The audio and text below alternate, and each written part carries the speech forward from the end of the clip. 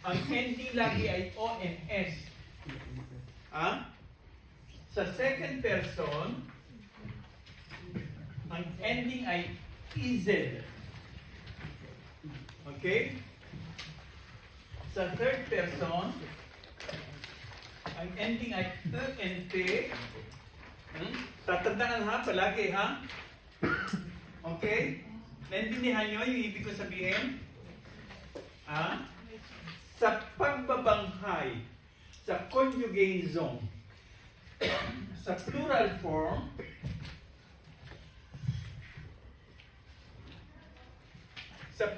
form, ang ending ng first person ay ONS, sa pelong, sa second person, EZ, sa pule, sa third person, ending ay ENT, sa pen. Yung ENT ay hindi na binibigkas. Silent O. Nako?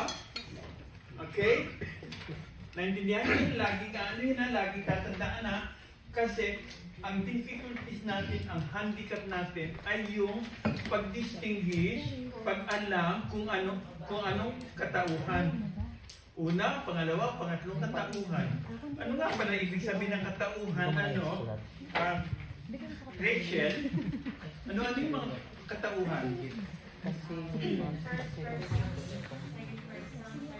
Okay, tatandaan nyo na, first, second, and third person. Okay, Butch, Genesis. Butch, okay. Ano pa ang pinag-aralan natin yung sa linggo?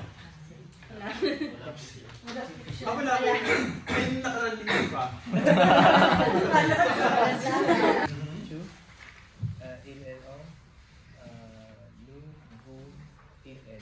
Okay. Pakibigay nga ng isang pangusap, gagamit ka ng kahit anong katauhan doon sa pronoun personnel.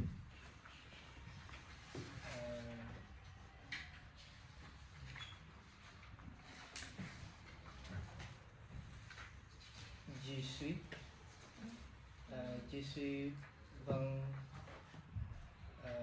lefton. Pagka tungkol sa sarili, edad, hindi et. Ang gagamitin ay verb avoir.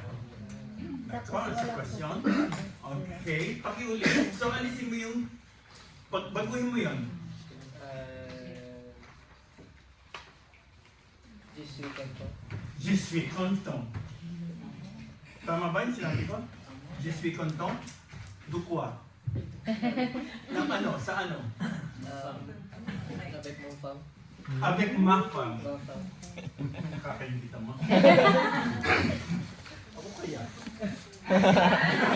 Okay.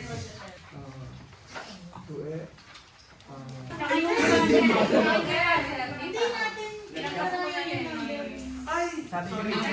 Numbers. Kahapon pala yun. Sa letters at saka numbers, di ba pala? Okay. Siya pa rin, Catherine. Bea Catherine.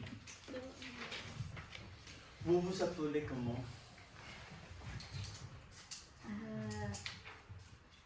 Jumapel. Hindi tama. Jumapel Bea. O wala. Bea ko mo. Bea Deray. Bea. No. Bea, complete. Catherine Deray. Wala. Okay.